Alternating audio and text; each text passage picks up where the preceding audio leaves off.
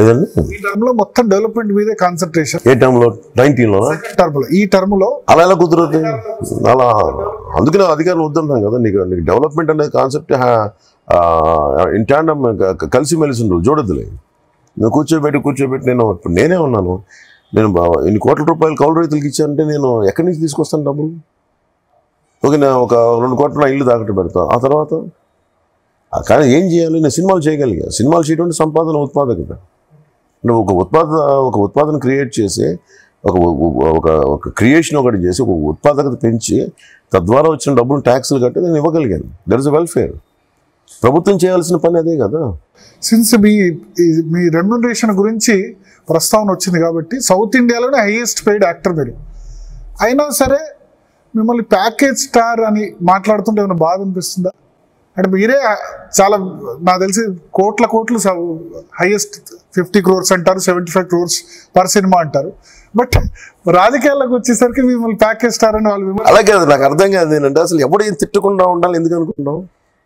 Fundamental ఫ్లా ఏంటంటే ఏ విధంగా తిట్టాను, ఇంకా అది నిజంగా తిట్టామండి. నువ్వు అసలు నేను తిట్టకూడదు, నా మీద విమర్శ రాకూడదు అసలు నేను అని అనుకుంటాం. అలాంటి వాళ్ళు పాలిటిక్స్ రావడం అనవసరం.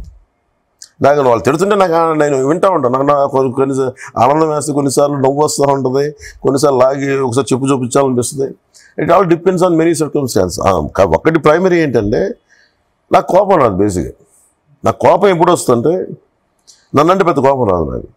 ఇంక రెచ్చిపోయి తప్పదు అనుకున్నప్పుడు మాట్లాడతాను. మిగతా ఉందంటే ప్రాథమిక హక్కులు ఉల్లంఘన జరుగుతున్నా చాలా అంటే పవన్ కళ్యాణ్ గారు, ఇది నా పర్సనల్ ఒపీనియన్. నేను చాలామంది 20 సంవత్సరాలు చూశాను రాజకీయాల్లో. ఇక్కడ వచ్చి సంపాదించిన వాళ్ళే కానీ బయట నుంచి డబ్బు తీసుకొచ్చి ఇక్కడ ఖర్చు పెట్టిన వాళ్ళు చాలా తక్కువ మంది. అందులో మీరు కూడా ఒకళ్ళు. కౌలు రైతులకు మీరు అన్నట్టు 2 చెక్ తీసుకొచ్చి ఇచ్చారు, జనసేనకు పార్టీ విరాళంగానే ఇచ్చారు.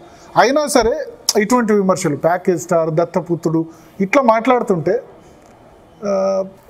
ఇప్పుడు మీరేం కూర్చొని బాధపడుతున్నారండి?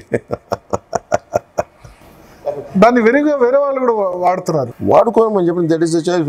నేను తిట్టట్లే వాళ్ళని, నేను తిడుతున్నాను కదా. మరి నా తిట్టాన్ని కూర్చోబెట్టి అంత తిడుతుంటే వాళ్ళు ఏదో ఒకటి అనుకోవటం అవివేకం కదా. నేను అంటే వాళ్ళకి ఏంటి ఈ మాట అంటే ఇటు గాయపడుతుంది, ఈ మాట అంటే బాధపడిపోతాడు.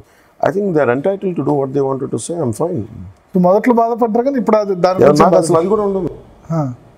అంటే ఇప్పుడు బాధపడతాం అంటే వాళ్ళ అన్న మాటలు నిజాలు ఉంటే అప్పుడు కూర్చోబెట్టి నాకు మానసికంగా కూర్చోద్ది. వాడు ఏదో ఊహించుకొని వాడు ఏదో మాట్లాడుతుంటే నేను అలా వింటా ఉండను. ఇప్పుడు ఎవడి గురించో మాట్లాడుతూ